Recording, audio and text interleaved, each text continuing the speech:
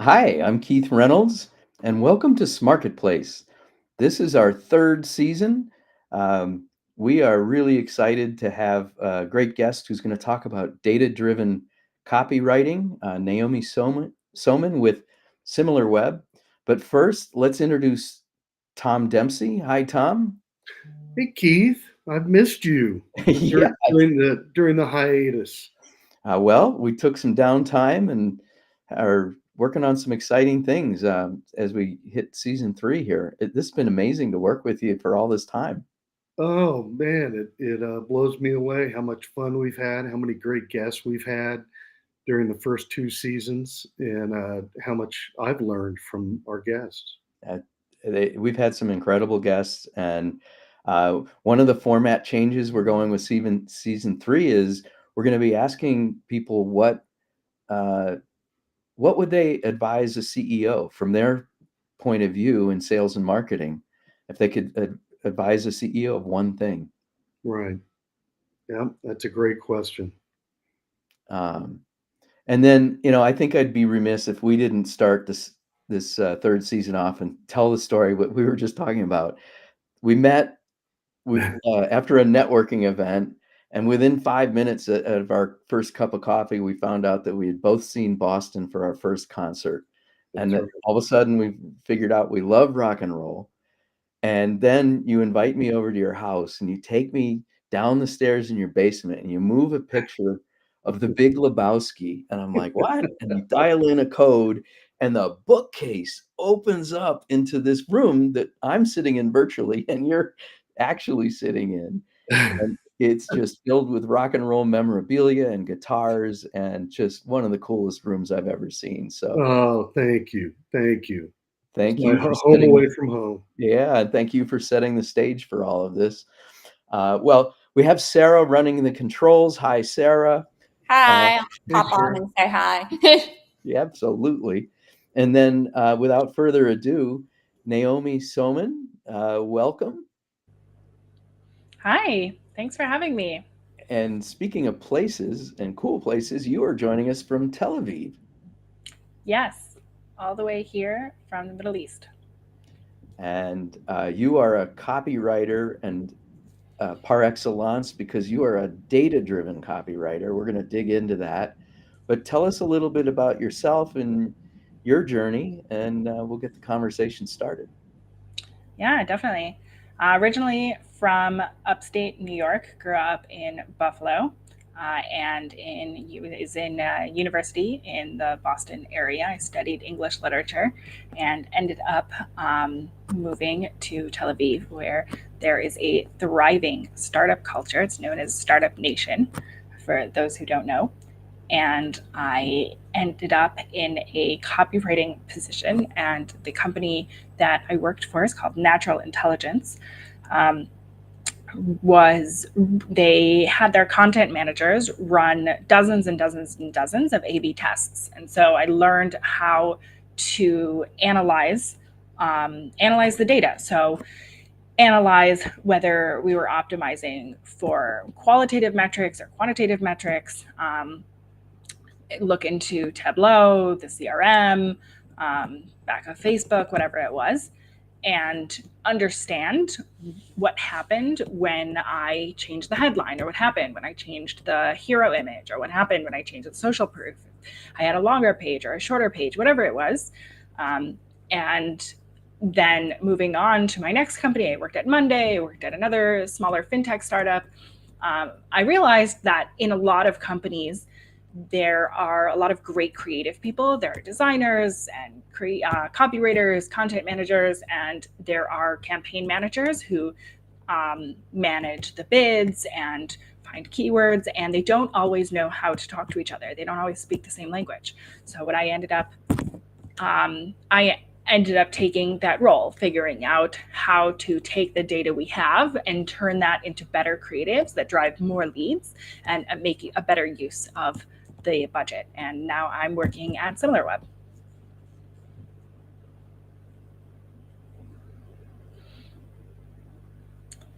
Um, One of the cool things about working in technology and the internet is you get to dive in, and the world is your laboratory. So really cool to see how you integrated those things.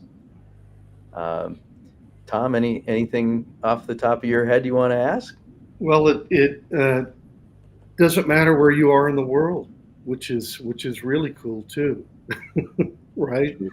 Being in the Middle East, being able to do your job and communicate with us and communicate with clients, I'm sure all over the world is got to be exciting and a challenge.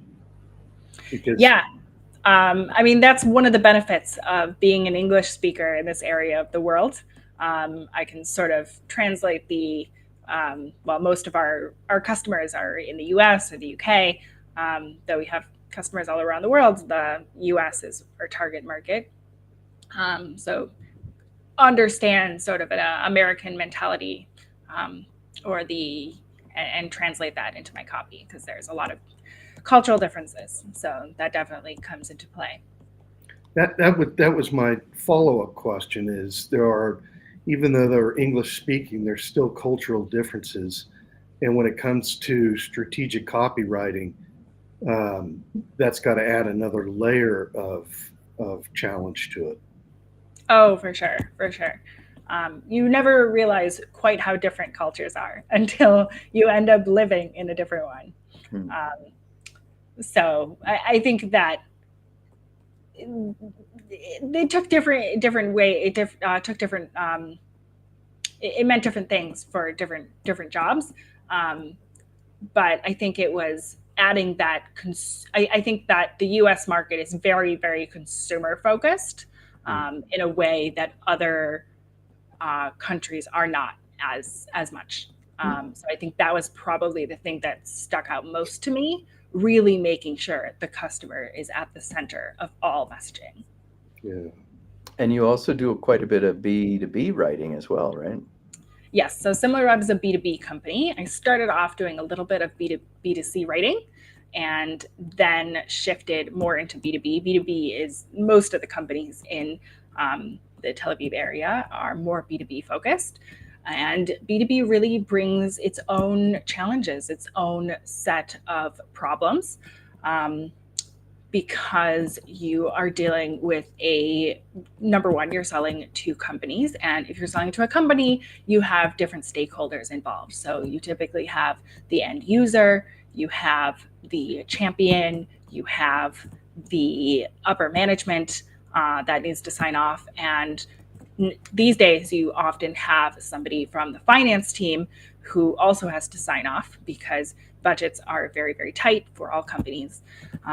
So when you're writing, you have to figure out who it is you're writing to and what stage they are in the funnel. And because for a lot of B2B products, they're very, very expensive, you really have to make sure that you're making a strong case. So as you evolved from writer to data-driven writer, why should organizations try and build those skills? Why is that so important to marry the right brain and left brain about your creative output? Yeah, I love that expression, left brain and right brain, because that's exactly what it is. These days, there's a lot less that you can do with the campaigns themselves. Of course, you need to have the right keywords. You need to manage your bid strategy properly. You need to make sure that you're tracking your data, that you're using new features or not using new features, depending on what your strategy is. You're testing different platforms. Of course, all of those things are really important. It's important to have a great demand gen manager. But there's only so much that you can do with the campaign itself. After that, it's left up to the creatives. This is especially true when it comes to social media ads. If the ad doesn't have the right message, if it's not targeting the right person, then it's not going to convert. Same thing with the landing page. If the landing page doesn't present the right message to the right people at the right time, then people are not going to convert. They're not going to sign up for demos, and they're not going to sign up for trials. So copywriting is more important than it's ever been.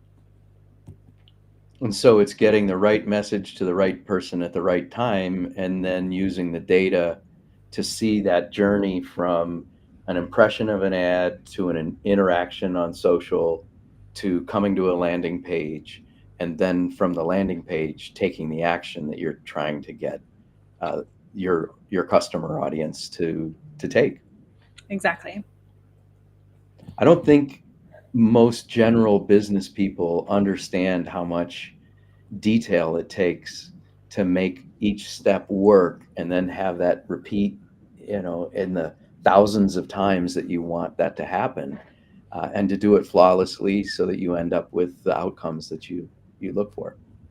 Yeah, I mean, it requires a whole team. It's a big operation.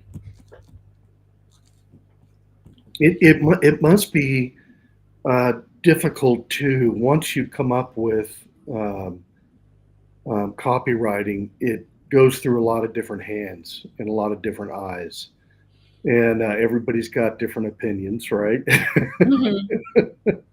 How difficult is it to come up with the final product that everybody can say, "Hey, that's it. That's what we need."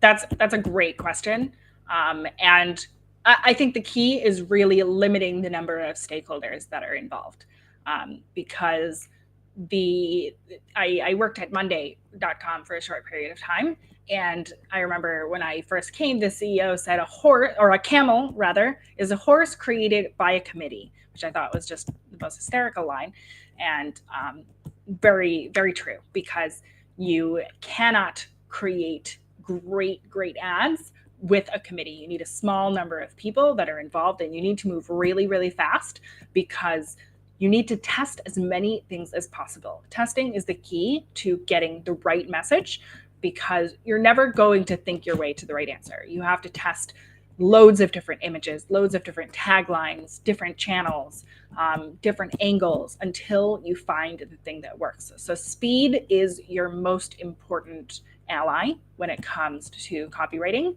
And in order to move really fast, you need to limit the number of people who are involved in the process. Of course, if you're running something like a big Super Bowl campaign, or something that's a big, maybe you're running billboards in New York City, or bus wraps in Chicago, whatever it is, like that should have a lot of eyes on it. But when it comes to Facebook ads, for example, you need to move really fast.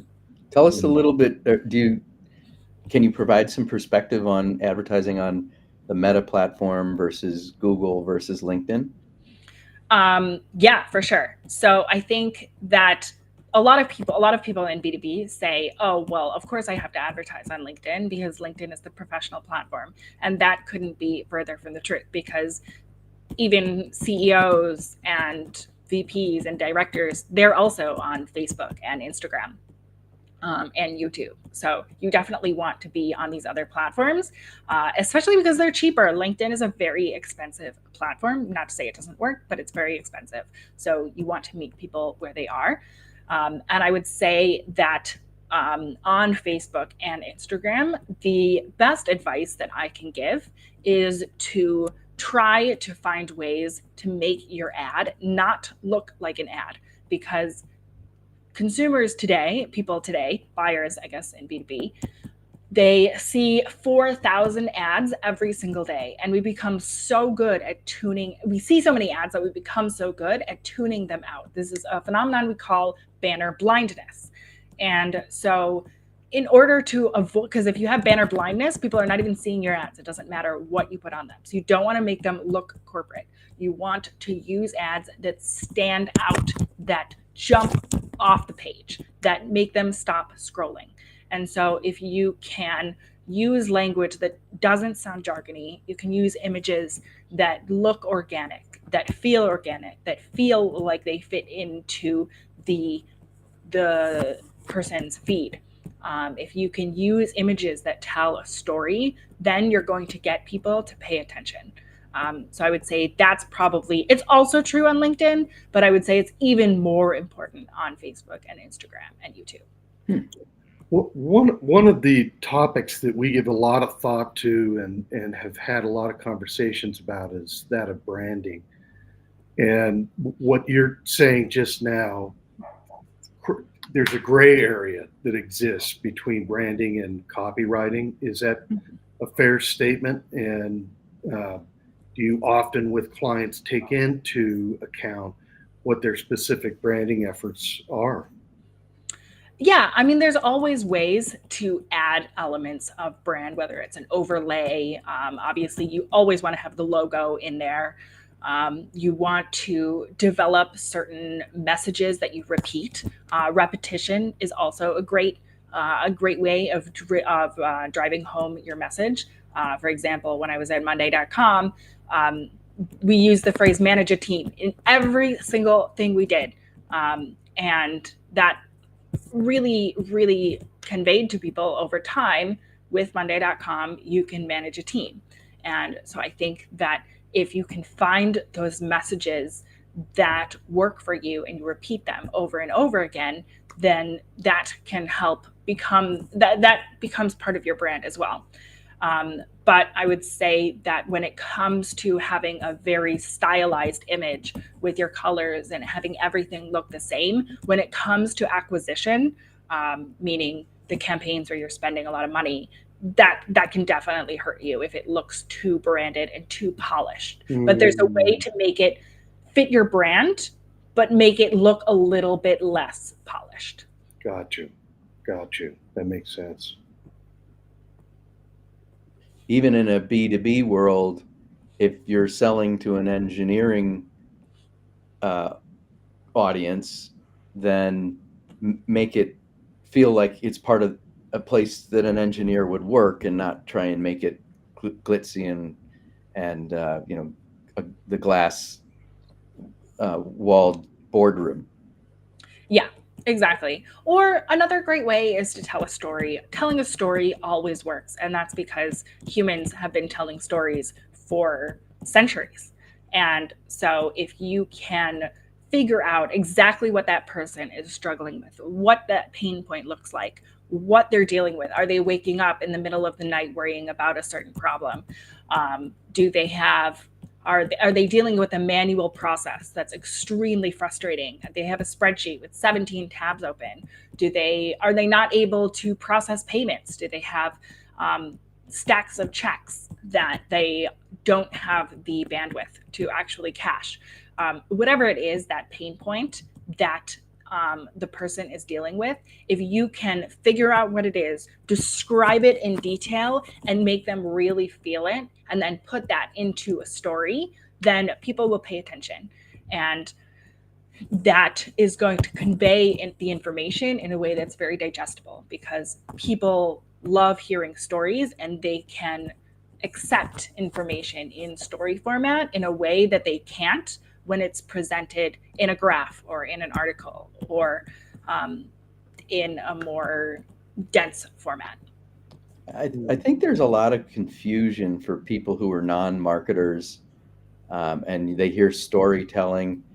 Can you help fill in some detail and contour around this idea of you identify a problem and use a story in this advertising? You surround it by the message, like work with a team, manage your team. But what does storytelling really mean, and how do you execute it? How can you make somebody who doesn't understand this concept understand?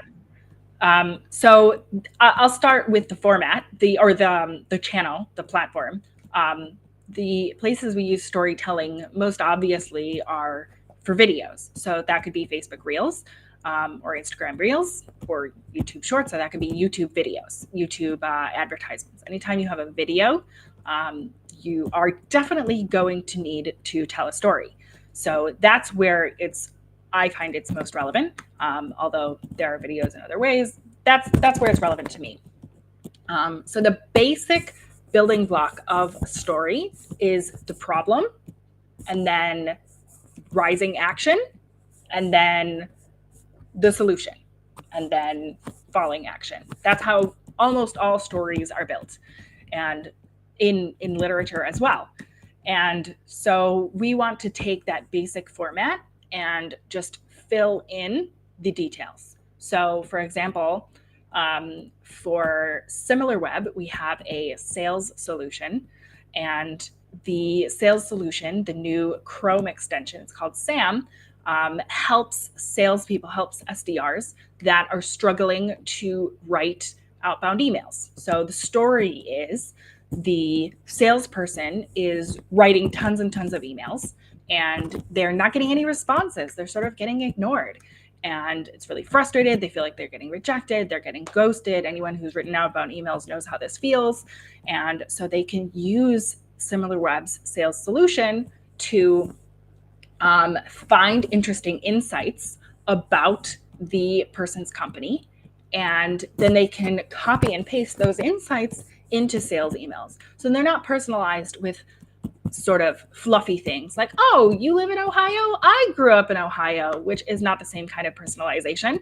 It's personalized with insights that are actually relevant to the person's business, which really makes the email relevant and it makes it stand out in their inbox. So if they have that kind of tool, then their emails will not be ignored. They can send emails, they'll get responses, they can build those relationships, and they can really generate pipeline. And so that's the story. If you create this character, you name him. Let's say the person's name is Anthony, and he's struggling, and he's sitting in front of his inbox, and the inbox is empty, and he's always writing emails, and it's going nowhere. That's something that people can latch onto. That's something that people can sink their teeth into. It's something that is visual. And so the product is not just a product on the screen, it's living in their imagination. It's something that they can relate to. Interesting. So you're creating personas. Yeah, exactly. You know, when you're trying to reach that specific target market and you're writing copywriting that will appeal to that type of persona. Is that fair to say? Absolutely. And I've talked about personas a lot lately. And I think that the reason why a lot of people struggle with personas is that people think that personas are a resume, that you say, okay, this person makes $45,000 a year and they have 2.5 children and they live in the UK, whatever it is. We have like a list of demographics, and that's actually not super useful.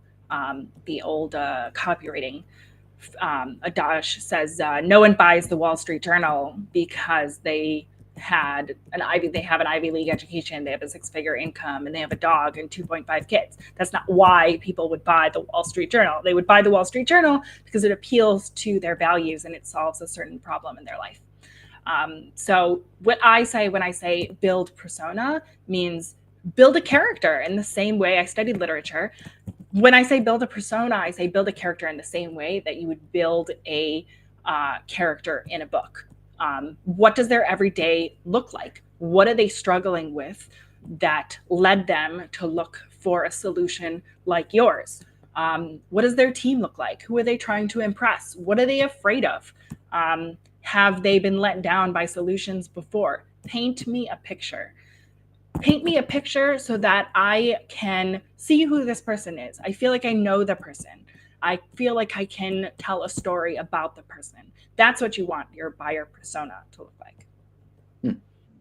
Do you also get into the buyer's journey then as you craft the ads?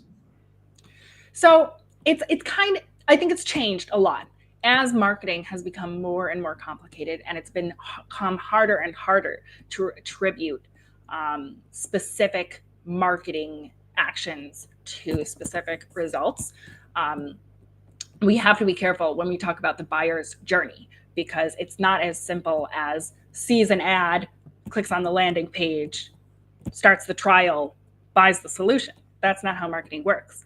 You see a Facebook ad, and then you see a social post, and then maybe you get an email, and then your friend tells you about the solution, and then you hear about it on a podcast, and then 5 months later you realize that actually you need a solution for you need that kind of solution, and then you go type in to the search bar the URL, and then you check it out, and then you start the trial. Plus probably 14 more steps in most cases.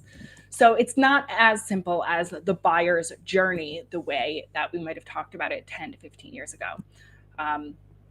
So you do have to keep in mind how much somebody might know about a product at the time, how aware they might be, how much intent they would have, and how sophisticated a user they would be when you create an asset. For example, if you are creating a YouTube ad, you're really going to want to drill into the problem, because you're going to want to make people aware of the fact that the problem they have is something that has a solution. And if you are bidding on your competitors' keywords, if Monday is bidding on Asana or Similarweb is bidding on SEMrush, you really want to show what the feature, you want to really present the features, because you're not going to present them with basic, with the benefit of using a keyword generator. They already know that. You're going to present them with the differences in the features that they need to know in order to choose a solution that's going to fit their needs. So you definitely have to keep awareness and intent and sophistication in mind when you create assets. Interesting. So you don't want to be preaching to the choir. You want to actually help them understand something better and be able to make a decision with what you're presenting if they're a sophisticated buyer, versus at the front end, just get them aware of your name, maybe. Right. So when I say sophistication, I mean something slightly different when I say sophistication. Awareness is how aware they are of the what stage of awareness they are. When we say awareness, we can say people are problem aware, they're solution aware, meaning they know that there's a solution for their problems. They are product aware, meaning they're aware of a couple of different products, then most aware, and then they buy. When I say sophisticated, I mean more how much do people know about this product. So for project management, it's a great example, because everyone who has ever worked in an office has used some sort of project management tool. They've probably heard of Asana, Trello, maybe Rike. There's Monday. If nothing else, they've used a spreadsheet, maybe Microsoft Teams. Everyone has used some form of project management. And so a lot of people that you talk to can say, oh, I like this specific feature, or the fact that they didn't have this specific feature really bugged me. And people have actually brought these conversations to me. So that's what I mean by sophisticated, versus maybe they know a couple of the different companies available for the product, but they might not be as aware of all of the different features. Like SEO managers are very sophisticated users. They've typically used multiple solutions. They know the ins and the outs. They know why they like one versus another. But maybe more legacy industry like payments, B2B payments, that was another space that I worked in. The users tend not to be quite as sophisticated, because if you're a distributor or a manufacturer, a lot of times you're using more legacy software. So you also want to keep that in mind. The degree of detail that you go into should match the level of sophistication of the users. Fascinating. So go ahead, Tom. No, again, it's a very complex process, but how do you ultimately measure the effectiveness and the success? I'm sure it's dependent obviously on the business. So you're trying to increase users or revenue or products or services sold, or, is there a metric that exists that sort of shows the success? Yeah, I mean, does it drive leads? That's the first question. And so you can look across the board. You can look at click-through rate, you can look at conversion rate, you can look at cost per acquisition. These are all good metrics. And then once you get into, I would say, not B2B, but more, we talk about it as product-led growth versus sales-led growth. Product-led growth usually refers to companies that have a free trial. So the people can sign up and they can get a free trial and then they'll buy the product. For sales-led growth, typically the people have to speak with a sales representative, because the solution has to be customized to every company's individual needs. There are often integrations involved. There are solution engineers. So in that case, quality of the leads is going to become much more important. For product-led growth, oftentimes you'll have an MQL, sometimes you'll have an algorithm that can determine lead score or MQL status. But for sales-led growth, quality is going to become much, much more important. So you are going to have to, and for many companies, that means measuring the number of SQLs or opportunities as opposed to just leads. And so there are ways that you can optimize for quality. And these oftentimes go against the grain. So when you think of optimizing for quantity, you say, well, make sure to have the CTA, the button right at the top of the page, for example. Make the CTA as noticeable as possible. Shorten the form. Make it as easy as possible for people to convert. Don't reduce the amount of friction. If you are optimizing for quality, sometimes you want to actually make it more difficult for somebody to convert. So for example, do you add a credit card to the flow? Do you want people to give their credit card details in order to sign up? Or can they start the free trial without adding their credit card details?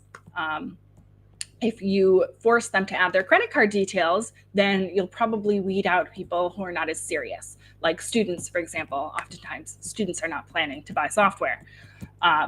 Or maybe you want to make the form longer because you want to bring in customers that are actually going to be good paying customers. For example, worked at a company that extended credit to companies. So it was really, really important to them to only attract customers that were going to, that had paying customers themselves and were worth their word. So those are sort of the two ways of measuring whether a campaign is working. And you don't have to overcomplicate it. Are leads coming in? Is money coming in? Are those good leads? And then just make sure that you're looking at that data carefully. So talk to us, to build on what Tom said. I'm glad you got your question in first, Tom. Talk to us then about how you use the data to track that multi-touch journey, right? It's not a linear journey now. So I've seen in HubSpot where we work, they have multi-touch attribution. So talk to us about those tools that you pull data from the CRM, AdWords, Meta, and use Tableau. What's the process, and how would you explain that to an executive? Yeah, I mean, it's very different for every company because every company has its own campaigns and its own problems. I try to focus, if you can attribute certain ads to a purchase, that's the ideal. If you can attribute it to revenue, that's even better. But if you can't, then you have to focus in on the actual result of that ad, for example. So for an ad, are people signing up? If people are signing up, then that's good. In the past, I've run email campaigns. So which accounts are coming through that campaign? So I would go through and I would say, oh, Mattel came through this email. Mattel came through this campaign. What seniority level were they? Was it a director level and above? Oh, FedEx came in through this campaign. That's a good sign. That means that we're targeting the right accounts. So even if there were fewer people who clicked on the button and who downloaded the report, then they were still high quality accounts, and they were the kind of accounts that we wanted. Now, the reason why it's important to look at that and not revenue is because if it's a 6-month deal cycle, even if they signed up for a demo, then it might be 6 months until you actually saw results from that campaign. So it's really, really hard to tie any sort of bottom of the funnel metrics to that specific campaign. But that doesn't mean that you shouldn't measure the results and you shouldn't test those creatives. You can still test the creatives, but try to look at the immediate results of that campaign. Very interesting. Well, as we kind of wind down here, if you had the opportunity to talk to a CEO or a group of CEOs, based on your experience in doing this, what would be the thing that you'd want them to know? What's the takeaway for them? I would say, number one, test as much as you possibly can. The more that you test different things, the faster you will find something that really works. And then you push wherever it works. So if that's a channel, then you push on that channel. If that's a specific angle or type of messaging, then you push there. Don't assume that you necessarily know what your users want, because a lot of times your users will surprise you. So really try to test as much as possible. And that's where acquisition is really a great place to start, because you can run 1,000 Facebook ads a lot faster than you can create 1,000 billboards. So use acquisition to your advantage in terms of testing. And then I would say that don't try to reinvent the wheel. Use the basic story format: problem, agitation, solution, and communicate that communicate through that format as much as possible, because it works. So you don't have to come up with something crazy or avant-garde in order to drive leads in the pipeline.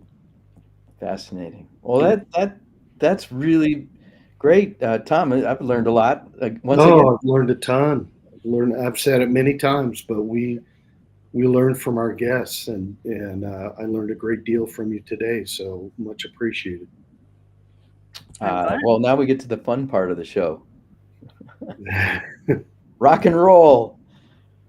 What kind of music do you like? Tell us a little bit about your musical experience. Well, I'm a musician. I play the cello, so I have loved music all my life. But we don't play a whole lot of rock and roll in orchestra, I have to admit. But when it comes to rock and roll, I have my dad's taste in music.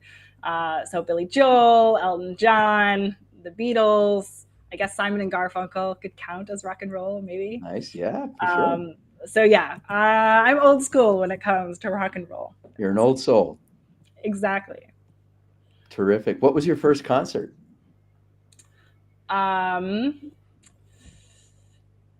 don't know. I don't remember, but we had a fun concert when Ed Monday the company went public, and they brought a local.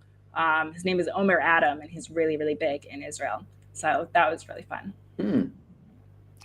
That has come up with several. Clay Hicks from the H7 networking group, I think was one of our early guests, and I think Tom and I kept thinking about music, at the professional level, or the had wide distribution. And Clay was like, no, I like to sit in a lawn chair and listen to a local band. Yeah, that's fun. And so what do you have on your playlist these days? What do I have on my playlist these days? So I love Simon and Garfunkel, Homeward Bound. Mm-hmm. Great song. Yeah, Bridge Under Troubled Water. I Am a Rock. A little bit of country. John Denver, Cecilia. Yeah, that's classic. Yeah, my dad plays guitar, so he would always be playing those songs at home. Yeah, we'd have those. Have you ever heard of the Psychedelic Furs? No, I haven't. So they have a celloist. Really? No way. Yeah. There is an electric cello. You can buy a cello that it's just the outline, and you can plug it into an amp. And it costs a lot less than a regular cello, because a regular cello is very difficult to make. It's a work of art, right? I would love to get an electric cello. I think that would be so cool, but I would have nowhere to play it. Well, check out the Psychedelic Furs. They came to my college. That's actually how I got turned on to them. They were, a good college band back in the day, and they have this underlying, that low sound that a cello has, very soothing behind this heavy rock and roll. Very cool. There's also a band called Bond that they're actually a string quartet, but they play rock music, which is very cool. So it can be done. Well, Mozart was the original rock and roller. Do you think he would call himself that? I think he was, breaking social norms and living the rock and roll life. He was writing amazing music and changing people like rock and roll did. Yeah. Wow, you put it well. I'm in. Well, that's why we enjoy doing this show. Music is just such a connector, and everybody has their own unique story. Like the family aspect for you, that comes up a lot in the themes with our guests. Yeah, music can be very nostalgic. Well, we've enjoyed having you. Tom, anything on your mind as we head out here? No, I really enjoyed the conversation, Naomi, and I appreciate the time. Yeah, thank you so much for having me. This was great. Awesome. All right. Well, we will look forward to seeing you on LinkedIn, and all the best in your new job with Similarweb. Interested in learning more about that. I've been in the past I've used SEMrush. Like you Now said, you have a new tool to try. exactly, and like you said, as you get more sophisticated, the messaging has to be around, well, why this versus that, and so and not just an awareness of a name. But thank you for joining us in Publio's studio. This podcast actually came about to promote our consulting. And what we've learned is by bringing people into a studio like this, we can not only come up with creative ideas or to create content, but also to create strategies and automations. And so we've really enjoyed having people across, from research to advertising to like you with copywriting, to the technology side, and then to sales. We've had a couple really fascinating salespeople. One, a sales manager, who even said that before you hire a CRO, hire a marketing department so the messaging is out there for the salesperson. There you go. Right. So a lot of really great ideas come out of this, and we're glad that you joined us to add yours. Thank you. And I'm glad the more people know about data-driven copywriting. I think you've got a niche there. That's true. That's true. All right. Well, thanks everybody, and thank you, Sarah. It was great job, and we'll put this one in the books.